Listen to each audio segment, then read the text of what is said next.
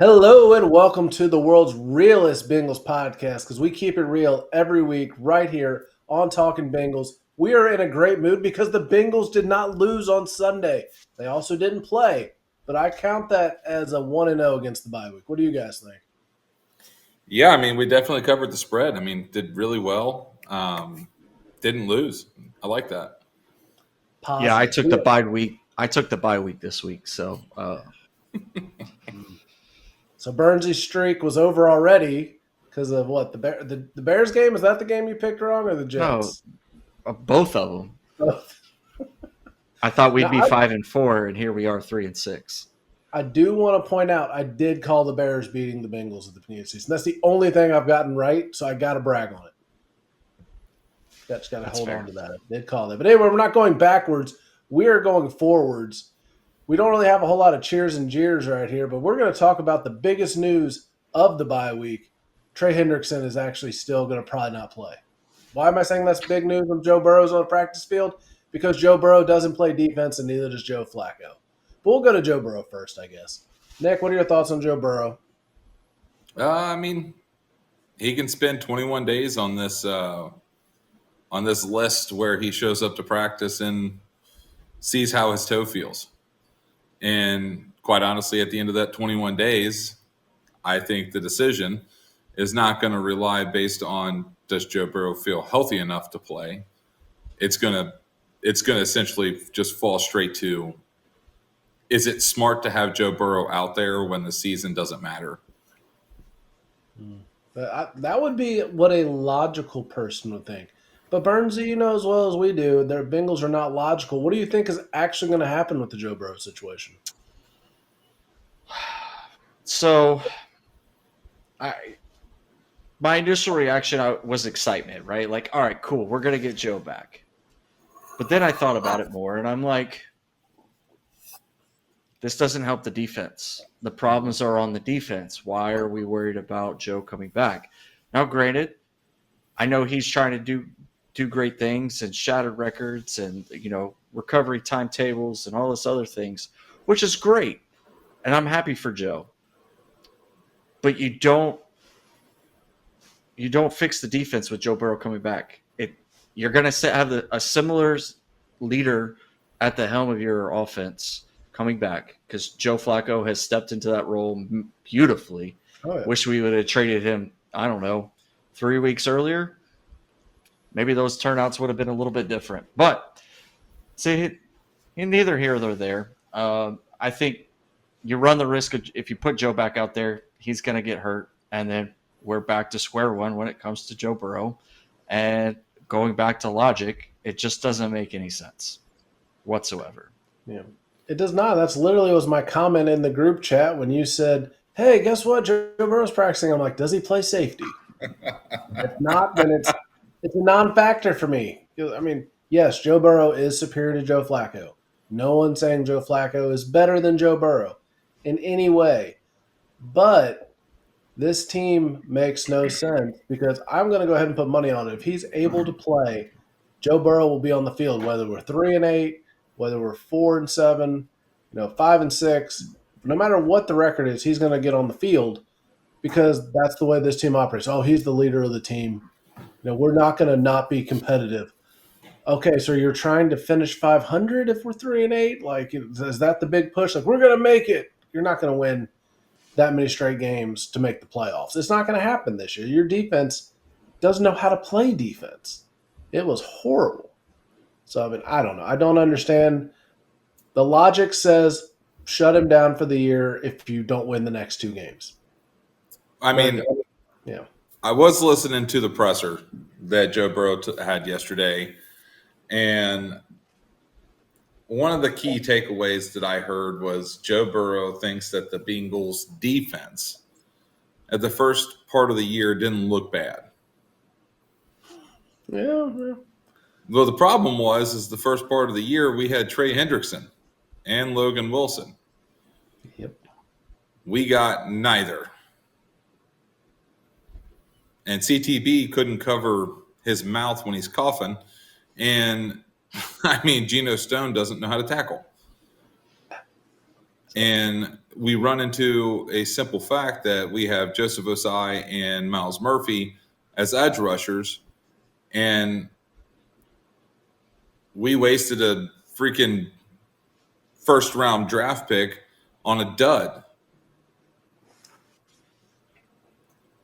The first two rounds. But the first-round draft pick, we literally took the 40-1 odds thinking we were going to strike gold. No. I mean, don't kill Shamar Stewart yet. He does lead the league in one category. Hand claps after bad plays. Every time gosh. Dude, maybe instead of hand clapping, you should actually learn how to do some moves.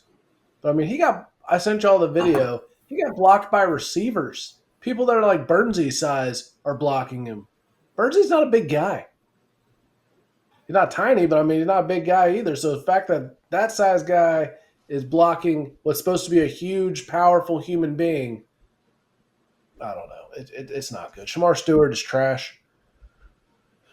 And this would be why Mike Brown didn't want to sign any other type of contract than what he wanted to sign. Mm-hmm. Well, Shamar also, the scouting report was that he was a freak athlete. I haven't seen it, not one bit, not this year. He did try to jump over a running back. That could be freakish if he didn't get crushed into the ground. Why has he tried to do it? So that could be very freaky, but I don't think it quite worked out the way we wanted it to. But the encouraging thing, we got to be positive. We're Bengals fans. We're not Bengals downers. We're trying to stay positive after a bye week. The good news is if the offensive line can keep playing the way it's playing, you need to spend zero draft capital and zero free agency dollars on the offense. If they can continue to play the way they're playing right now, don't do anything to mess with the offense. I don't care. No guards, no nothing, because you need 10 starters on the defense right now. 10. Yes, I know it sounds crazy. DJ Turner, sign him to a long-term deal because you got to keep somebody around. Don't keep making the same mistakes we've now done since Jesse Bates left. But yeah, 10 starters, all your draft picks, all your free agent money. Find a way to get from number 32 to number 22, and we're talking. Yeah, you get us in the top 20 defenses in the league. Joe Burrow's winning a Super Bowl. Or 3. So, do y'all remember we had a Sean on, which we can't really talk about him too much now because he's employed by an NFL team, but we had Sean on at one point, and he was telling us, everything kind of, goes back to the means, comes back to the middle. I think I've got to call him and be like, dude, you were totally wrong. The Bengals actually got worse. They did not revert back to the mean. They got worse, historically the worst defense as of right now. Burns, they give us something bright to talk about. Wow. The Steelers are terrible. Yes. They looked god awful. You talk about 40-year-old quarterbacks looking at their age. Aaron Rodgers looks 40 plus. So I know he says he's going to retire at the end of the year, but if his offensive line doesn't block for him the way that Joe Burrow's offensive line wasn't blocking for him, he's not even making it out of the season. Yeah. No. So that gives me hope for this week. Next week is the Patriots, who are probably up there with the Colts. It feels like 2005. We're talking about the Patriots and the Colts at the top of the AFC. Then we got the Ravens, who are surging kind of, but not like incredibly, they're still beatable.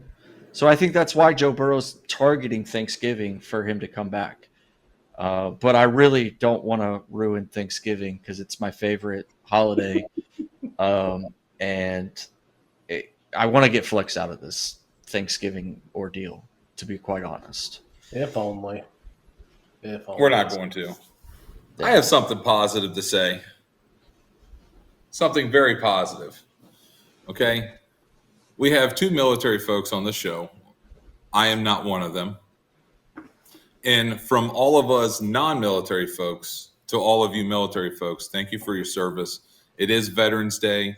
Today is the day that we honor you guys for your service, and we are very forever grateful for your selfless service to our country. Thank you. Thank you. It's always nice to be appreciated. Absolutely. And I have a fun topic here because it's not Bengals bashing related. Is J.J. McCarthy the worst quarterback that you've ever seen? Is he? I mean, how do you not beat the Ravens? You're in the red zone 4 times in like the last 8 minutes and come away with 0 points. It's because you play for the Cardinals. No, he plays for the Vikings. He was playing the Ravens. Vikings, the Cardinals. It's still the same. They're terrible bird teams. Anyways,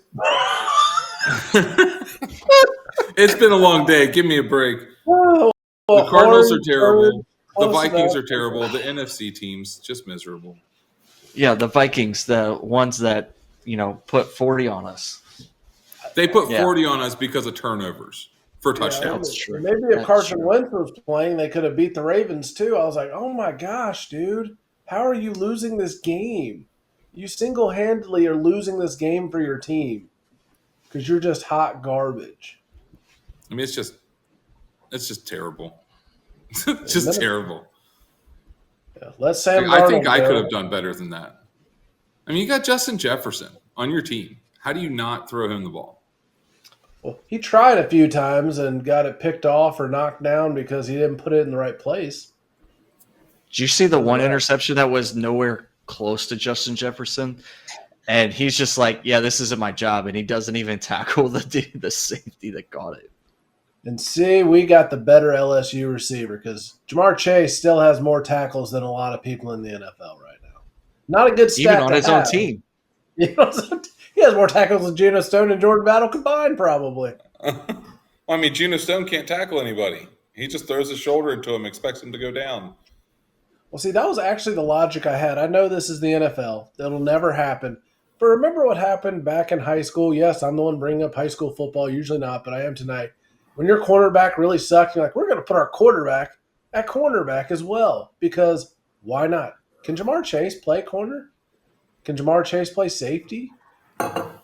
Yoshi play something? I mean, T as a safety would be a monster. No one's throwing it over him.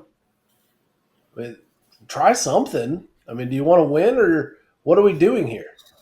Hey, if we're bringing Burrow back, why don't we try Flacco at safety? That can't be much worse.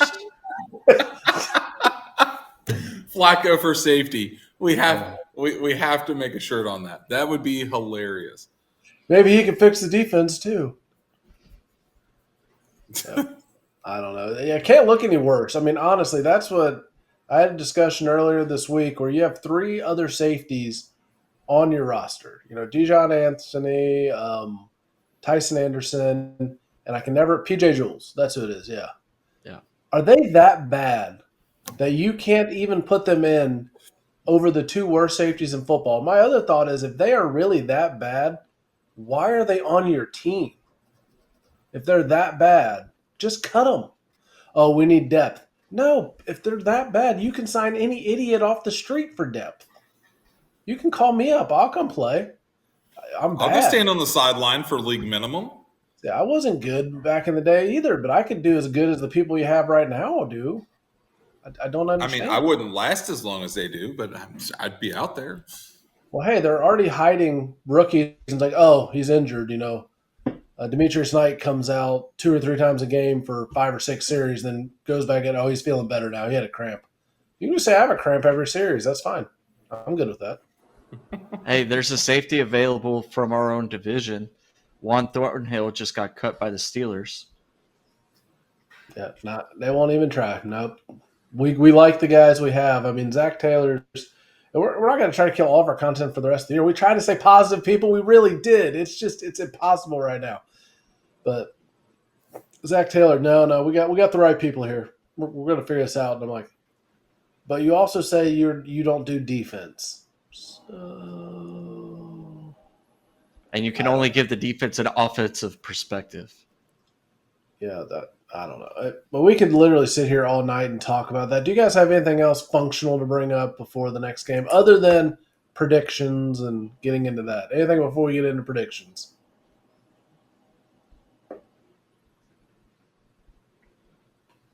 Not necessarily. No, it's kind of a weird week. I hate bye weeks. Yeah. I'm not even that excited for the next one. Well, after two deflating losses, probably, I mean, we've been Bengals fans a long time. I don't know if I can say there's ever been back to back weeks this deflating. Because, a lot of the times they just sucked all year. And you're like, well, you kind of expect them to suck and to lose. And you're like, okay, that's fine. But two losses where it could have been wins. You could be in first place in the division right now. Literally, what? Two plays different and you are in first place? Yeah, it's heartbreaking to lose like that. So, yeah, this is a very hard stretch to be optimistic afterwards. But, Bernsey, what do you think your score prediction is? If you have anything game preview-wise, go ahead. But we just saw this show a couple weeks ago. Well, first thing I'm going to do is we've got to figure out how to cover a tight end outside of tackling on defense. Shout out to Who Day All Day.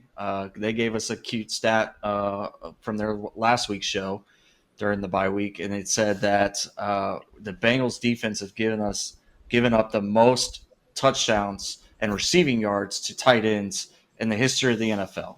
So pretty wild stat there. So they have three of them, and we've got to cover all three of them at some point. Freiermuth being number one. What is the other one? Johnson, and I don't remember the other guy. The big, 300-pound dude. Whoever that guy that is. was Johnson. Or no, Washington. That was his name. Yeah. I said Johnson. Guy. Sorry. Same difference. Wrong president, last name. I apologize. He plays for Pittsburgh, so he doesn't. He's irrelevant. So. All right, Steve. What's your prediction? Yeah.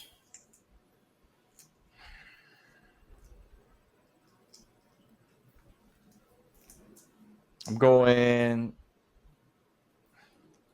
God, I hate doing this. I'm going to go 38-35, another last-second field goal by Money Mac. I'll go next because I'm pessimistic, and that's who I am. You guys come back every week. I don't know why, but I'm pessimistic, so you know what I'm going to do. Oh, gosh. I'm ready to get hurt again. I'm just going to go ahead and put that out there. It's going to be Bengals 38, Steelers 41 on a very similar last-second touchdown just to shatter us and completely send us to the dark place. 3 games in a row. Wow. Just dark place.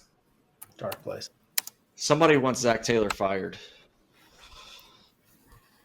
And Duke Tobin. All right. Fire them all right. I think we had the bye week. Okay?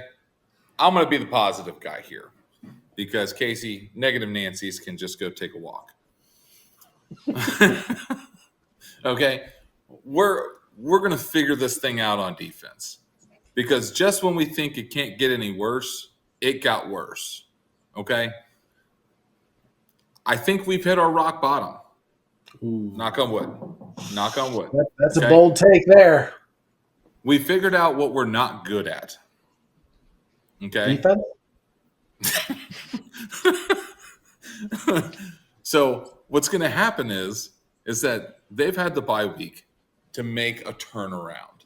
So what we're going to do is we're going to see this turnaround where the Bengals defense are going to have a couple stops, whether it be turnovers, whether it just be Aaron Rodgers trips and falls on his face because he's old and we just land on top of him.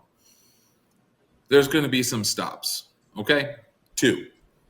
Bengals are going to come out on top 41-38. The Steelers are going to act like they're coming back and just fall short because Flacco is just going to get out in front of them. 41-38 Bengals. And I think this is the road to just not losing the rest of the season. So apparently Nick and Zach didn't tell me, but they must have mailed Al Golden how to play an NFL defense for dummies. I mean, I hope they did because he needs to read something. I mean, Found it on his Amazon wish list. yeah. I mean, because we right now have the worst Bengals defensive coordinator playing who used to be the worst Bengals defensive coordinator in Terrell Austin. So, hey, these are really bad people or coordinators for the Bengals. So there we go. I mean, I don't know. It could get better, which I'm hoping it does because this is miserable and there's no baseball on to make life better. So we need the Bengals to not be terrible. Hey, I did see a stat that the Bengals are 4-1 in Pittsburgh since the new stripes. So take that for what you will. Who knows? We might just pull one off. Make them throw those terrible towels down on the ground. Man, I hope so because I hate those things. But that's neither here nor there. I don't want the Steelers fans coming. They're for charity. Well, good for you. I'm not saying don't do it for charity. I'm just saying I don't like them. You could just give the money to charity and then have nothing to show for it because you're not supposed to let your right hand know what your left hand's doing. So selfish. I'm just saying. Again, Pittsburgh is selfish jerks, calling them out like always. But I digress. Closing thoughts, gentlemen. Who wants to go first? I'll go first since I don't have any plugs. Zachary, you have two of them, by the way, socials and something else. Little hint. Little W action. I don't know. Not a doobie, but a W. But anyways, again, happy Veterans Day, gentlemen. Any of our viewers, listeners, everybody else, thank you for your service for our country. Let's get a Bengals win, right? Let's surprise everybody. Come out on a Sunday afternoon. Let's play some good, sound football and have a very good C- defense. Or even a D+. I'll be fine with that. But a very mediocre defense that just kind of gets the job done every once in a while. I'll take it because that will win a ball game with the style of offense that we can play. So I think this is the first week, the road to the comeback. Big story, being able to bring Joe Burrow back for the first game against the Ravens on Thanksgiving. I think the story just writes itself if we can get the defense to play better than what they're doing. Hooday, baby. Which isn't hard. Go ahead, Zach.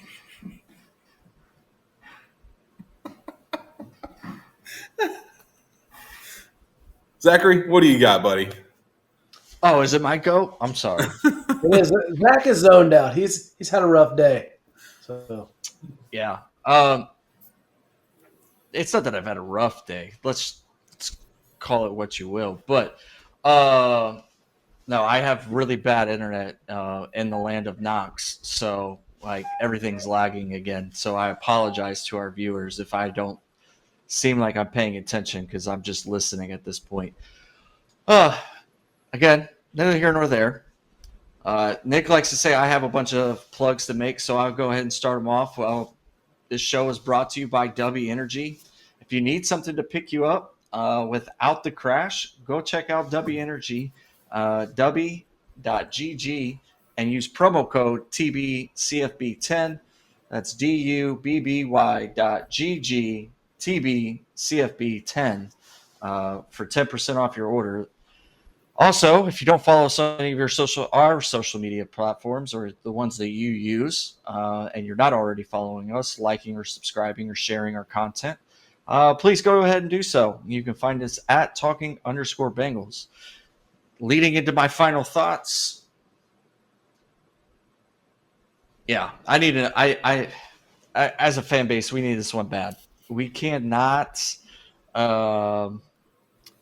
We can't do this again. We can't have another last-second scrub, missed tackle, bologna sauce that we've had.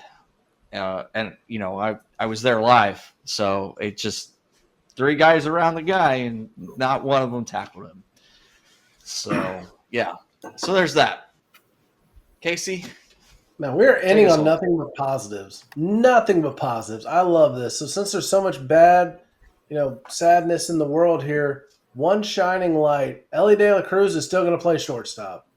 I know Bernsey is not happy with that decision. I'm pumped about it because I didn't want them to ruin him. If he can at least learn to hit the ball and only make 20 errors a season, not 35, it could be okay. Anyways, I got to think something baseball because football is depressing me right now. But that's pretty much what we got. No rebuttals. It's closing thoughts. No, wait, I do have a rebuttal. He's not going to get better at hitting when the hitting coach hasn't changed. Okay, that is fair. Can we bring in Joey Votto as the hitting coach? God, him and Terry Francona on the same bench would be fantastic. Or if we can't get Joey Votto, can we get Eric Davis? Can we get somebody that was actually a prolific hitter at one point? Somebody? I'd take Barry Larkin at this point. No, I like Barry in the booth. I'll be honest with you. He's gotten better over the last couple years. I like the player insight and Cincinnati stories. But Sean Casey, Fair. we can He's dream. making too much money. We can dream, though, because he would be a riot. Just have him do the post-game press conferences. I'll Anyway, take Sean Casey all day, every day. Yeah. I love Sean. long- I would love to, but he's making too much money from MLB Network and doing his own podcast here on No Filter Network. Yeah, plug in that one too. Sean, if you're listening, which I know you're an avid listener of this podcast, we still want you as our Absolutely. guest. You'd be the best guest ever. But I digress. That was the longest closing thought ever. But see, it brought smiles to faces. People are happier now. Who doesn't love Sean Casey? If you don't love Sean Casey, you're a problem. You're a real problem, and you need to look in the mirror and think about what you're doing wrong with your life. And I endorse that message. And on that, hooday. Hooday. Hooray!